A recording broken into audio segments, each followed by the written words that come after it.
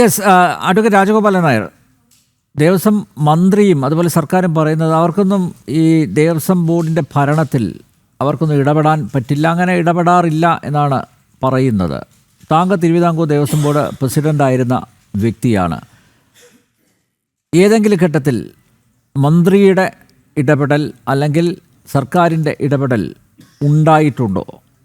ഇപ്പോൾ ഇവിടെ വിവാദമായിരിക്കുന്നത്, അതായത് ഈ ഉണ്ണികൃഷ്ണൻ പോറ്റി അന്നത്തെ ദേവസ്വം മന്ത്രി കടകംപള്ളി സുരേന്ദ്രൻ്റെ ശുപാർശ കത്തുമായിട്ടാണ് ദേവസ്വം ബോർഡിനെ സമീപിച്ചതെന്നാണ് പറയുന്നത്.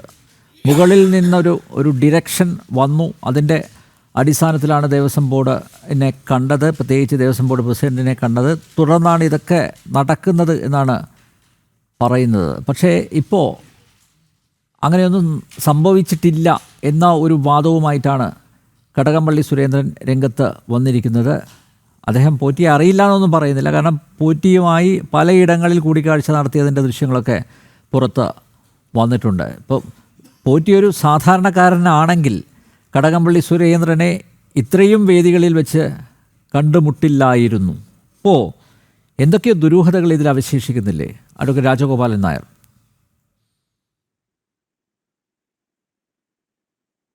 ഞാൻ ഈ പറഞ്ഞ കാര്യത്തിന് വ്യക്തമായ മറുപടി പറയാം. അതിനു മുമ്പ് എനിക്ക് മുമ്പ് സംസാരിച്ച മൂന്നാളുകളും പറഞ്ഞ കാര്യങ്ങളോട് പൊതുവിൽ എനിക്ക് യോജിപ്പാണുള്ളത്. അത് ശരിയുമാണ്. ഒന്ന്, മുൻ ഡെപ്യൂട്ടി കമ്മീഷണർ CR രാധാകൃഷ്ണൻ പറഞ്ഞത് തന്ത്രിമാരുടെ അധികാരങ്ങളെക്കുറിച്ചാണ്. ഞാൻ അതിനെ സംബന്ധിച്ച് അധികം പറയുന്നില്ല, പറഞ്ഞത് പൂർണ്ണമായും ശരിയാണ്. പക്ഷെ ഒരു കാര്യം കൂടി ഞാൻ സൂചിപ്പിക്കാം.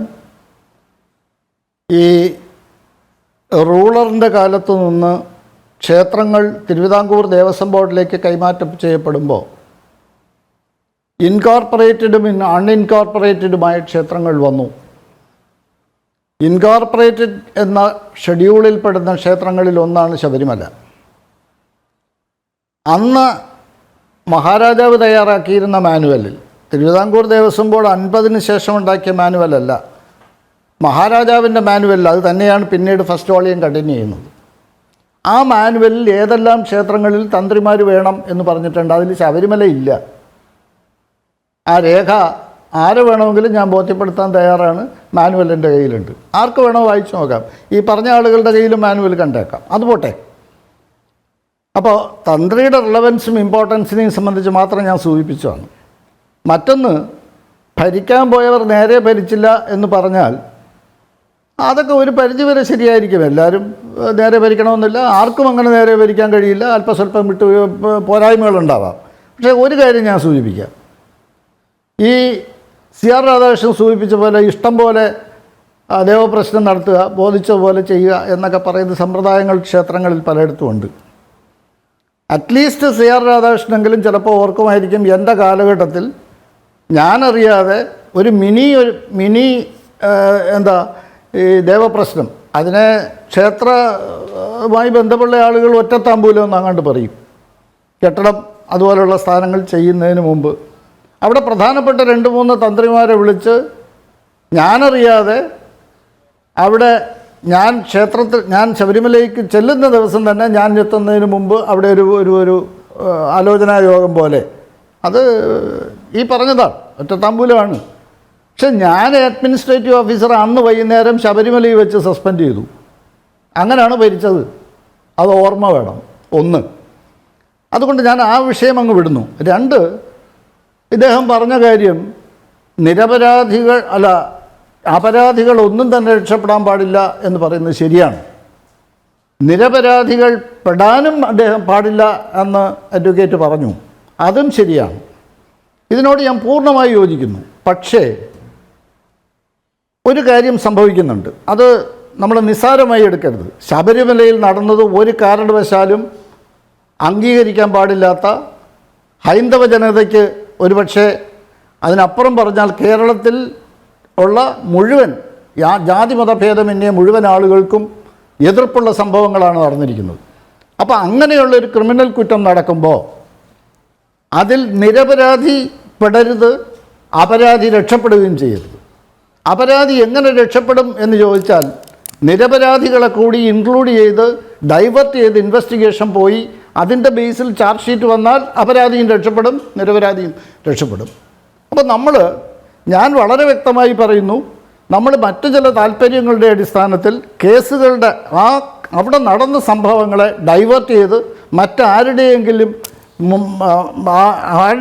വശത്തേക്ക് മനഃപൂർവ്വമായി കൊണ്ടുപോകാനുള്ള ശ്രമം ദയവ് ചെയ്ത് ശബരിമലയിലെ ഈ പ്രധാനപ്പെട്ട സംഭവത്തിൽ ഉണ്ടാവരുത്. ആ കാര്യത്തിൽ നമുക്ക് ശുഷ്കാന്തി ഇല്ലെങ്കിൽ, മാധ്യമങ്ങൾക്ക് ശുഷ്കാന്തി ഇല്ലെങ്കിൽ, പൊതുപ്രവർത്തകർക്ക് ശുഷ്കാന്തി ഇല്ലെങ്കിൽ, രാഷ്ട്രീയക്കാർക്ക് ശുഷ്കാന്തി ഇല്ലെങ്കിൽ, ഭരണകർത്താക്കൾക്ക് ശുഷ്കാന്തി ഇല്ലെങ്കിൽ ഇത്രയും ക്രൂരമായ കുറ്റം ചെയ്ത ആളുകൾ അറിയാതെ രക്ഷപ്പെടും. അതിനുള്ള അവസരം ഉണ്ടാക്കരുതെന്നേ ഞാൻ പറയുന്നുള്ളൂ.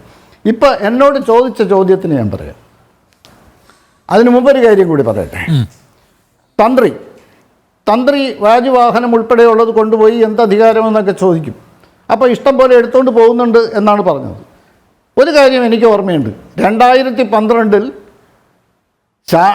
തന്ത്രിമാരുടെ അവരുടെ ബെനിഫിറ്റ്സിനെ സംബന്ധിച്ചൊരു ഡിസ്കഷൻ ഞാൻ നേരിട്ട് അവരുമായിട്ട് നടത്തി. അവരെനിക്കൊരു നിവേദനം തന്നിരുന്നു. അവർക്ക് 400 രൂപയാണ് ഉത്സവ ബത്ത ഒരു ദിവസം. അവർക്ക് ആകെ 12 ദിവസത്തെ ഉത്സവം ഉണ്ടെങ്കിലും കൊടുക്കുന്ന ഒരു ദിവസത്തെ കോടി മാത്രമാണ്. അവർക്ക് ഇതൊന്നും പോരാ എന്ന് പറഞ്ഞിട്ട് അവരെനിക്ക് നിവേദനം തന്നു. അവരുടെ അഭിപ്രായം ശരിയാണെന്ന് എനിക്ക് തോന്നി. ഞാനത് പഠിക്കാൻ അന്ന് തിരുവിതാംകൂർ ദേവസ്വം ബോർഡിൽ അവൈലബിൾ ആയിട്ടുണ്ട്. കാര്യങ്ങൾ ഒരുവിധം നല്ലവണ്ണം അറിയും എന്ന് ഞാൻ വിശ്വസിച്ച 1-2 ഉദ്യോഗസ്ഥരെ, ഡെപ്യൂട്ടി കമ്മീഷണർമാരെ ചുമതലപ്പെടുത്തി പഠിച്ച് റിപ്പോർട്ട് വാങ്ങിച്ചു. അവരുമായിട്ട് ചർച്ച ചെയ്തു. 400 രൂപ എന്നുള്ളത് 1500 രൂപയായി പ്രതിദിനം വർദ്ധിപ്പിച്ചു കൊടുത്തു. 12 മുണ്ട് വേണമെന്ന് പറഞ്ഞു. അത്രയൊന്നും ആവശ്യമില്ലല്ലോ എന്ന് പറഞ്ഞു. ലിമിറ്റഡായിട്ട് കൊടുത്തു. അപ്പോഴാണ് അവസാനം ഇതുപോലെ പുനഃപ്രതിഷ്ഠ നടത്തുമ്പോഴോ അല്ലെങ്കിൽ ഈ കൊടിമരം ഉൾപ്പെടെയുള്ളത് മാറ്റുമ്പോഴോ അതിൽ നിന്ന് ഇളക്കി മാറ്റപ്പെടുന്ന സാധനങ്ങൾ അവർക്ക് അവകാശപ്പെട്ടതാണ് എന്നവരെ ഡിമാൻഡ് കണ്ടത്. യാതൊരു കാരണവശാലും അനുവദിക്കാൻ പറ്റില്ല എന്ന് ഞാൻ പറഞ്ഞത് റീസൺ ഉണ്ട്. ഞാൻ പറഞ്ഞു, ഇത് ഞങ്ങളുടെ സ്റ്റോക്ക് രജിസ്റ്ററിലുള്ള സാധനമാണ്, നിങ്ങളങ്ങനെ കൊണ്ടുപോകും. അവർക്കതിന് വഴങ്ങേണ്ടി വന്നു. അതിൻ്റെ ബേസിൽ ഒരു എഗ്രിമെൻ്റ് ഉണ്ടായിട്ടുണ്ട്. അതിൻ്റെ ബേസിൽ ബോർഡ് ഉത്തരവ് ഉണ്ടായിട്ടുണ്ട്. ആ ബോർഡ് ഉത്തരവിൽ പറയുന്നത് ഇതുപോലെയുള്ള വാജുവാഹനം പോലെയുള്ള സാധനങ്ങൾ തന്ത്രിമാർക്ക് അവകാശപ്പെട്ടതല്ലെന്നും അത് കൊടുക്കാൻ പാടില്ല എന്നുമാണ്.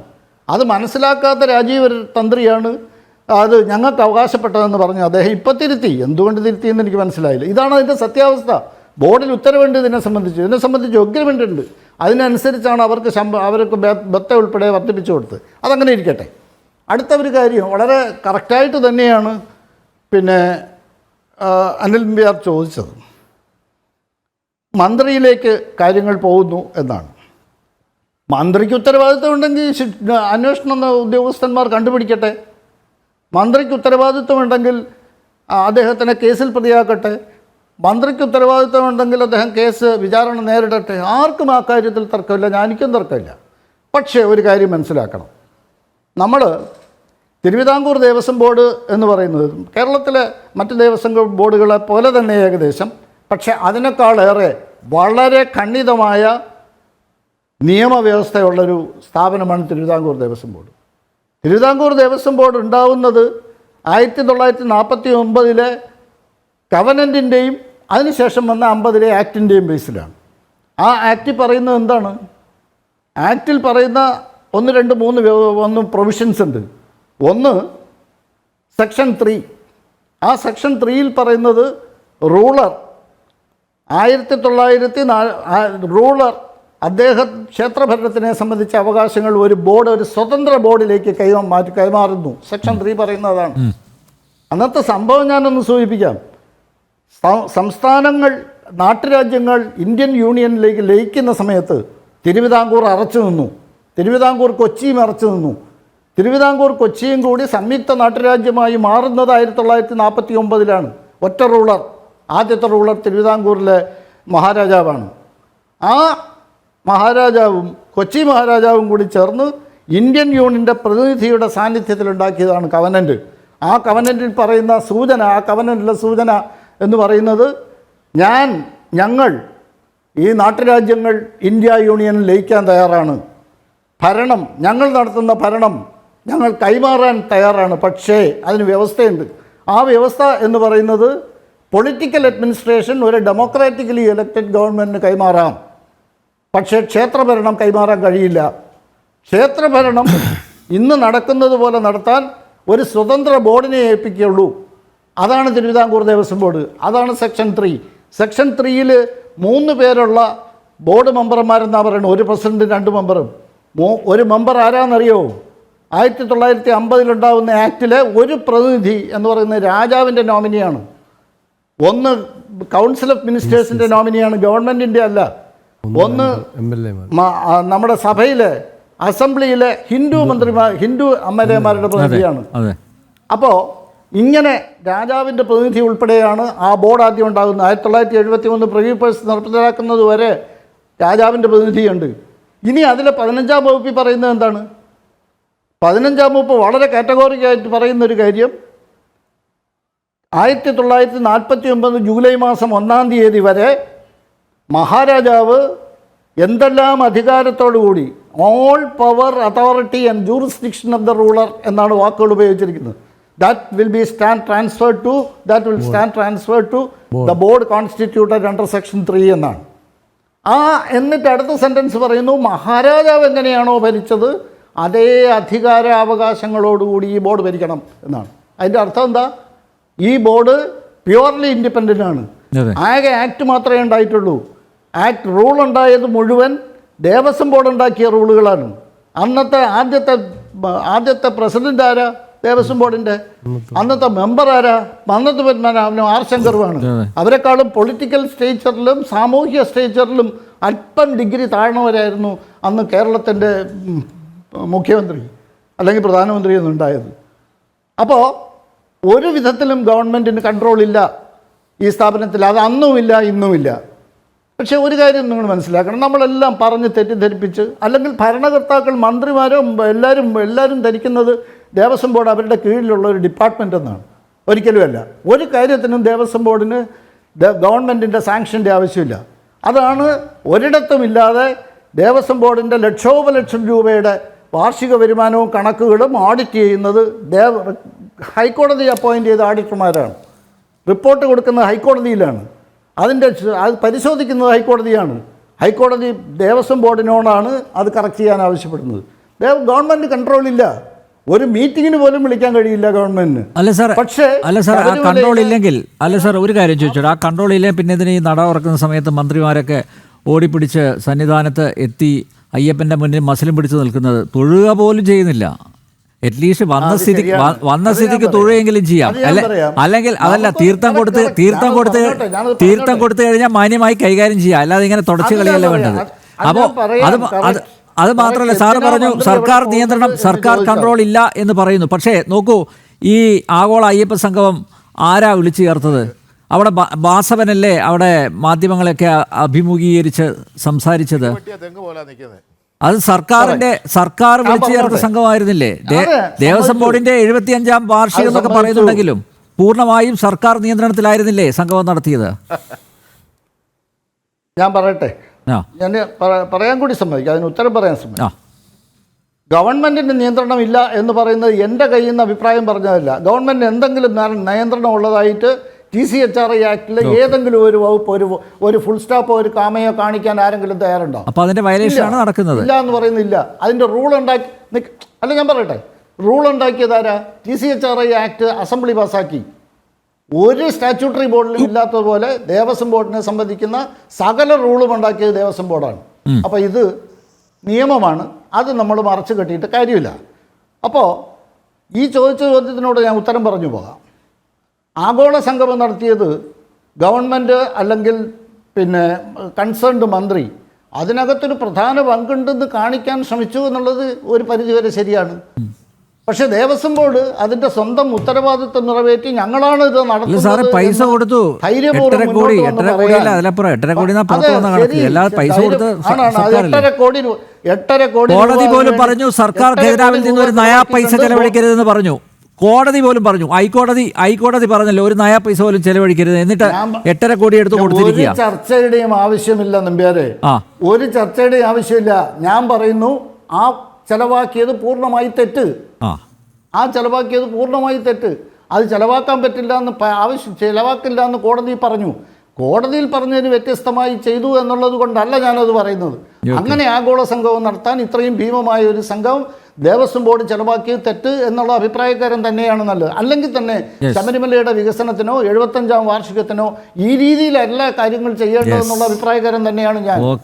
അത് ഞാൻ മറച്ചു വെച്ചിട്ടില്ല ഇതേവരെ. ഞാൻ ഈ നിയമത്തിനെ കുറിച്ച് പറഞ്ഞു.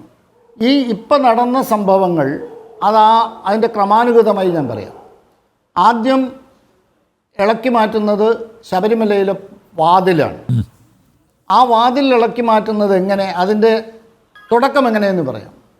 അത് 2019 ഫെബ്രുവരി മാസം 26-ാം തീയതി ഈ പറയുന്ന ഉണ്ണികൃഷ്ണൻ പോറ്റി ഡയറക്റ്റായിട്ട് ദേവസ്വം ബോർഡ് പ്രസിഡന്റിന് മെയിൽ അയക്കുന്നു. അതിൽ പറയുന്നു ഇങ്ങനെ വാതിൽപ്പാളികൾ മോശമായിരിക്കുകയാണ്, അത് സ്വർണം പൂശി തരാൻ ഞാൻ അതിന് മുൻകൈ എടുക്കാം, എൻ്റെ ചെലവിൽ ചെയ്തു തരാം. അപ്പോൾ ഡയറക്റ്റായിട്ട് ബോർഡിനാണ് ആ കത്ത് വരുന്നത്. അടുത്തത് വാതിൽ പടിയാണ്. പടിയുടെ കോട്ടിങ് ഇളക്കി മാറ്റുകയാണ്. അത് സ്വർണ്ണമല്ല എന്നൊന്നും ഞാൻ പറയില്ല, അത് സ്വർണ്ണമാണ്. ആര് ചെമ്പെന്ന് പറഞ്ഞാൽ തെറ്റ്, ചെമ്പല്ല, സ്വർണം തന്നെയാണ്. പക്ഷേ അത് ഇളക്കി മാറ്റുന്നത് എങ്ങനെയെന്ന് ചോദിച്ചാൽ, ഈ 2019 മാർച്ച് മാസത്തിൽ സ്വർണം കോട്ട് ചെയ്തിട്ട് വാതിൽപ്പാളികൾ കൊണ്ടുവന്ന് ഫിറ്റ് ചെയ്യുന്നതിന് മുമ്പ് എക്സിക്യൂട്ടീവ് ഓഫീസർക്ക് ഒരു ഭൂതോദയം വന്നു. ഇത് കൊണ്ടുവന്ന് അത് ഫിറ്റ് ചെയ്യുന്ന സമയത്ത് ആ ഫ്രെയിമിൻ്റെ ഭംഗി ശകലം കുറഞ്ഞിരിക്കും, അത് ശകലം മങ്ങിയിരിക്കും. അപ്പോൾ അതുകൂടെ ഒന്ന് ചെയ്താലോ എന്ന് അദ്ദേഹത്തിന് തോന്നി. അദ്ദേഹം ഒരു കത്ത് ഉണ്ണികൃഷ്ണൻ പോറ്റിക്ക് അയക്കുന്നു. ഉണ്ണികൃഷ്ണൻ പോറ്റി ഇതിങ്ങനെ ഈ സാധനം കൊണ്ടുവരുന്ന സമയത്ത് ഈ വാതിൽപ്പാളികൾ കൊണ്ടുവരുന്ന സമയത്ത് ഫ്രെയിം കൂടി ഒന്ന് ചെയ്യാൻ നിങ്ങൾ തയ്യാറാണോ? ഉണ്ണികൃഷ്ണൻ പോറ്റി എക്സിക്യൂട്ടീവ് ഓഫീസറെ അറിയിക്കുന്നു, അത് ഞാൻ ചെയ്യാൻ തയ്യാറാണ്. അങ്ങനെ എക്സിക്യൂട്ടീവ് ഓഫീസർ ബോർഡിലേക്ക് കത്തെഴുതുന്നു. അത് ദേവസ്വം ഡിപ്പാർട്ട്മെൻറ്റ് വഴി കമ്മീഷണർ വാസു വഴി അത് അങ്ങോട്ട് റെക്കമെൻഡ് ചെയ്ത് പോകുന്നു. അത് രണ്ടാമത്തേത്. മൂന്നാമത്തേത് ദ്വാരപാലക ശില്പത്തിലെ പാളികളാണ്. ദ്വാരപാലക ശില്പത്തിലെ പാളികൾ എങ്ങനെ അത് വരുന്നു എന്ന് പറഞ്ഞാൽ, അത് എൻ്റെ കയ്യിൽ ആ പേപ്പറുണ്ട്. ഇനി ആർക്കും ഒരു സംശയത്തിനുമില്ല, ഈ പേപ്പർ ആർക്ക് വേണമെങ്കിലും ഞാൻ കോപ്പി ചെയ്ത് സർക്കുലേറ്റ് ചെയ്യാൻ തയ്യാറാണ്. ഇത് 17/6/2019 എക്സിക്യൂട്ടീവ് ഓഫീസർക്ക് ഉണ്ണികൃഷ്ണൻ പോറ്റി എഴുതുന്ന കത്താണ്. ചെറിയ കത്ത് ഞാൻ വായിക്കാം, അതുകൂടെ എന്നെ അനുവദിക്കുക. സർ, ശബരിമല ശ്രീകോവിലിൻ്റെ വാതിൽ, കട്ടള എന്നിവ ഞങ്ങളുടെ ചുമതലയിൽ പുതുതായി സ്വർണം പൂശി സമർപ്പിച്ചിട്ടുള്ളതാണ്. ഈ വാതിലിൻ്റെ ഇരുവശത്തുമുള്ള ദ്വാരപാലകന്മാരെ പൊതിഞ്ഞിട്ടുള്ള തകിടുകളുടെ അറ്റകുറ്റപ്പണികൾ പരിഹരിച്ച് സ്വർണം പൂശി പുതുക്കി സമർപ്പിക്കുന്നതിനും ശ്രീകോവിലിൻ്റെ തെക്കും വടക്കും മൂലകളിൽ പൊതിഞ്ഞിട്ടുള്ള ചെമ്പ് തകിടുകളും എൻ്റെ ചുമതലയിലും പൂർണ്ണമായ ചെലവിലും സ്വർണം പൂശി വൃത്തിയാക്കി പുതുക്കി സമർപ്പിക്കുവാൻ ഞാൻ തയ്യാറാണ്. ആയതിനുള്ള അനുവാദം ഉണ്ടാകണമെന്ന് അപേക്ഷിക്കുന്നു. വിനയപൂർവ്വം ഉണ്ണികൃഷ്ണൻ പോറ്റി, ബാംഗ്ലൂർ. ഇത് ഉണ്ണികൃഷ്ണൻ പോറ്റി നേരിട്ട് എക്സിക്യൂട്ടീവ് ഓഫീസറൊക്കെ എഴുതുന്ന കത്ത്. ഇവിടെ എവിടെയാ ഗവൺമെൻറ്, എവിടെയാ മന്ത്രി? ഇപ്പം പറഞ്ഞ് തെറ്റിദ്ധരിപ്പിക്കാൻ ശ്രമിക്കുന്നത് ഈ കത്ത്, ഈ ഞാനിപ്പോൾ വായിച്ച കത്ത് ഗവൺമെൻറ്റിന് പോവുകയും മന്ത്രിക്ക് കിട്ടുകയും മന്ത്രി ശുപാർശ ചെയ്ത് എക്സിക്യൂട്ടീവ് ഓഫീസർക്കോ ബോർഡിനോ അയക്കുകയും ചെയ്തു എന്നാണ്. ഇത് നിരപരാധികളെ അതിനകത്ത് നമുക്ക് നടപടിയെടുക്കാത്തതിനെ തുടർന്ന് ഒരു പക്ഷേ അന്നത്തെ ദേവസ്വം മന്ത്രി ഇടപെട്ടിട്ടുണ്ടാവില്ലേ? നോക്കൂ അങ്ങനെ സർക്കാരിന് ഇക്കാര്യത്തിൽ വലിയ ബന്ധമൊന്നുമില്ലെങ്കിൽ അല്ല രാജഗോപാലൻ സാർ, സർക്കാരിന് ഇതിൽ ബന്ധമൊന്നുമില്ലെങ്കിൽ ഞാൻ ഒറ്റ കാര്യം ചോദിച്ചോട്ടെ രാജഗോപാലൻ സാർ, ഈ കടകംപള്ളി എന്തിനാ ഈ ഉണ്ണികൃഷ്ണൻ പോറ്റിയുമായിട്ട് ഇങ്ങനെ അടുത്തിരുന്ന് ഈ രഹസ്യം പറയുന്നത്? എത്ര വേദികളിലാണ് ഈ ഉണ്ണികൃഷ്ണൻ പോറ്റിയും അതുപോലെ കടകംപള്ളി സുരേന്ദ്രനും ഉള്ളത്? ബംഗളൂരു വിമാനത്താവളത്തിൽ അവർ ഒന്നിച്ചിരിക്കുന്നു, ആ മന്ത്രിയുടെ ഓഫീസിൽ ഒന്നിച്ചിരിക്കുന്നു. ഇതൊക്കെ വിളിച്ചു പറയുന്നത് ഇവർക്ക് ഇടയിൽ അഭേദ്യമായ ബന്ധമുണ്ട് എന്നല്ലേ? ഇപ്പോൾ പറയും ഇനിയിപ്പോൾ അങ്ങനെയാണെങ്കിൽ പലരും വന്ന് ഫോട്ടോ എടുക്കും, എന്താ കുഴപ്പം? നിങ്ങളുടെ കൂടെയും ഇരുന്ന് ഫോട്ടോ ഒക്കെ എടുക്കാറില്ലേ? അവർ നാളെ എന്തെങ്കിലും കുറ്റകൃത്യം ചെയ്തു കഴിഞ്ഞാൽ നിങ്ങൾക്ക് ആ കുറ്റകൃത്യത്തിൽ പങ്കുണ്ടോ എന്നൊക്കെ ചോദിക്കാം, നമുക്ക് മറുവാദം ഉന്നയിക്കാം. പക്ഷേ എങ്കിലും അങ്ങനെയല്ലല്ലോ. ഒരു മന്ത്രി, ഉത്തരവാദപ്പെട്ട ഒരു മന്ത്രി ഇതുപോലെ ഒരു പോറ്റിയുമായിട്ട്, ആ പോറ്റി കീഴ്ശാന്തിയുടെ ഉൾക്കഴകം, കീഴ്ശാന്തി എന്നുള്ള പിൻവലിക്കുന്നു, ഉൾക്കഴകത്തിൻ്റെ സഹായിയായിട്ട് വന്ന ആളാണ്. ആ ഉൾക്കഴകത്തിൻ്റെ സഹായിയായിട്ട് വന്ന ഒരാൾക്ക് എങ്ങനെയാണ് ദേവസ്വം മന്ത്രിയായിട്ട് ഇത്ര അടുപ്പം വരുന്നത്? അപ്പോൾ സ്വാഭാവികമായിട്ട് അവർക്കിടയിൽ ഒരു അന്തർധാര സജീവമായി വർക്ക് ചെയ്തിട്ടുണ്ടാവില്ലേ?